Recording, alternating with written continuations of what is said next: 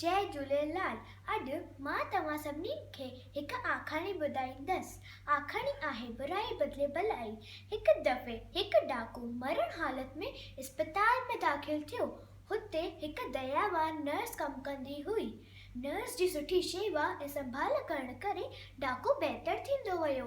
इलाज जे दौरान डाकू जे मन में वीचार आयो कि हिन नर्स खे किथे न किथे ज़रूरु ॾिठो आहे। जॾहिं ॻाल्हाइण ॿोलाइण जहिड़ो थियो त नर्स खां पुछई, भेण, मूं तोखे किथे न किथे ज़रूरु ॾिठो आहे। पर नर्स हुन जे सवाल जो जवाबु ॾियण बदिरां माट मां मुश्की हुतां हली वई। वर करे पुछण खां पोइ नर्स खेसि पूरो जवाबु कोन ॾिनो। डाकू जी ॾाढी चाहीना हुई त नर्स जी पूरी सुञाणप मिले। आख़िर में डाकू नर्स खे चयो, हाणे जेको सुञाणप न ॾींदीअ त मां टिपो ॾेई आपघात कंदसि।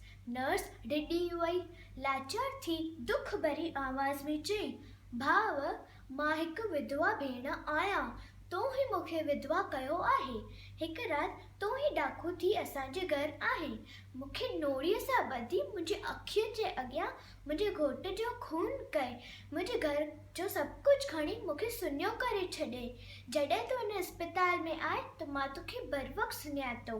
चाहियां हा त तोखां बदिलो वठी सघां हा, पर अंदरि मां आवाज़ आयमि कि बुराई जो बदिलो भलाई हुजणु घुरिजे। हिन करे तुंहिंजी सची शेवा ऐं संभाल करे तोखे जल्दी ठीकु करण जी कोशिशि कयमि। मेरा कपिड़ा साबुण सां ई धोइबा आहिनि। हीअं बुरे माण्हू सां सुठो बर्ताव कबो त मन बि साफ़ थींदो ऐं ॿियनि सां बि सुठो बर्ताव कंदो।